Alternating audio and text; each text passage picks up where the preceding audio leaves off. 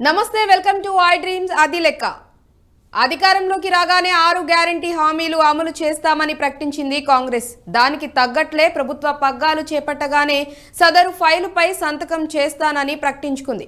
ఆ హామీల అమలు దిశగా కసరత్తు కూడా మొదలుపెట్టింది. అయితే ఎన్నికల ప్రచారంలో ఓటర్లను ఎక్కువగా ఆకట్టుకున్న వంట గ్యాస్ సిలిండర్ల హామీ ఆచరణలో అందరికీ అందుబాటులో లేకుండా పోయి పరిస్థితి కనిపిస్తోంది. తెల్ల రేషన్ కార్డులకు దాన్ని ముడిపెడుతుండడంతో కొందరికే రాయితీ సిలిండర్ దక్కే పరిస్థితి తలెత్తుతుండడం విమర్శల పాలవుతోంది.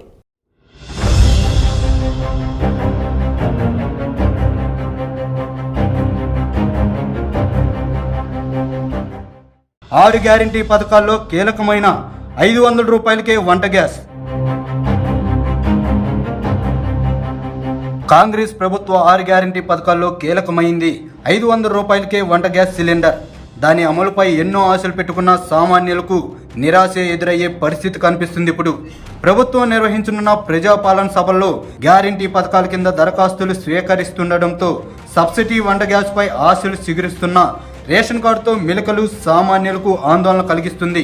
6 గ్యారెంటీ పథకాల్లో ఒకటైన మహాలక్ష్మి పథకం కింద దారిద్ర్య రేఖకు దిగువన ఉండి తెల్ల రేషన్ కార్డు కలిగిన నిరుపేద కుటుంబాలకు మాత్రమే సబ్సిడీ వంట గ్యాస్ సిలిండర్ వర్తించే అవకాశాలు కనిపిస్తున్నాయి. ఇప్పటికే ప్రభుత్వం గ్యారెంటీ పథకాల దరఖాస్తులకు తెల్ల రేషన్ కార్డులతో ముడిపెట్టింది.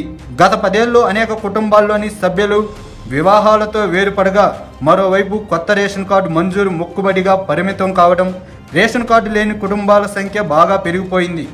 అదే ఇప్పుడు సబ్సిడీ వంట గ్యాస్కు సమస్యగా తయారు కానుంది. హైదరాబాద్, రంగారెడ్డి, మేడ్చల్ జిల్లాలోని సుమారు 30 లక్షల పైనే వంట గ్యాస్ కనెక్షన్లు ఉన్నట్టు చమురు సంస్థల అధికార గణాంకాలు స్పష్టం చేస్తున్నాయి. ఉపాధి, ఇతరేతర అవసరాల కోసం వలస వచ్చిన కుటుంబాలతో మరో 10 లక్షల అనాధికార కనెక్షన్లు ఉన్నట్టు తెలుస్తుంది. అయితే మొత్తం మీద తెల్ల రేషన్ కార్డు కలిగిన కుటుంబాలు 17.2 లక్షలు మాత్రమే ఉన్నాయి. మిగిలిన కుటుంబాలకు రేషన్ కార్డులు లేవు. అందులో బీపీఎల్ అంటే దారిద్ర్య రేఖకు దిగువనున్న కుటుంబాలకు మరో 10 లక్షల వరకు ఉండొచ్చని అంచనా. మిగిలినవి ఏపీఎల్ అంటే దారిద్ర్య రేఖకు ఎగువ ఉన్న కుటుంబాల కనెక్షన్లు. ప్రభుత్వం నిబంధనల ప్రకారం రేషన్ కార్డు లేని కుటుంబాల సబ్సిడీ వంట గ్యాస్కు అర్హత పొందే అవకాశాలు కనిపించడం లేదు. దీంతో ఈ వర్గంలో ఆందోళన వ్యక్తమవుతుంది. ప్రస్తుతం చమురు సంస్థల అధికృత డీలర్ల ద్వారా సరఫరా అవుతున్న 14.5 కేజీల ఎల్పీజీ సిలిండర్ ధర బహిరంగ మార్కెట్ ప్రకారం 955 రూపాయలు ఉంది. గృహ వినియోగదారులు సిలిండర్ ధరను పూర్తిగా చెల్లించి కొనుగోలు చేయాల్సి వస్తుంది. కేంద్ర ప్రభుత్వం చమురు సంస్థల ద్వారా సిలిండర్ ధర ఎంత పలికినా రాయితీ మాత్రం 40 రూపాయల 71 పైసలకు పరిమితం చేసి నగదు బదిలీ కింద వినియోగదారుల ఖాతాలో జమ చేస్తుంది. కాంగ్రెస్ ప్రభుత్వం ప్రకటించిన గ్యారంటీ పథకాలైన మహాలక్ష్మి కింద అర్హత పొందితే కేవలం 500 రూపాయలకే సిలిండర్ వర్తించే అవకాశాలున్నాయి. మరోవైపు వంట గ్యాస్ కనెక్షన్లకు ఈకేవైసీ అనుసంధానం ఉరుకులు పరుగులు పెట్టిస్తుంది. ఈకేవైసీ అంటే నో యువర్ కస్టమర్. దీనిలో వినియోగదారుల సమాచారం ఉంటుంది. బ్యాంకులో ఖాతా ప్రారంభించే సమయం లేదా ఇతర బ్యాంకు ఉత్పత్తుల్లో పెట్టుబడి పెట్టే సమయంలో వినియోగదారులు తప్పనిసరిగా కేవైసీ చేయించుకోవాలి. దీనిని తరచూ అప్డేట్ చేసుకోవాలి. రాయితీ సిలిండర్లను దాంతో ముడిపెట్టడంతో 15 రోజులుగా వంట గ్యాస్ వినియోగదారులు ఏజెన్సీల ముందు బారులు తీరుతున్నారు.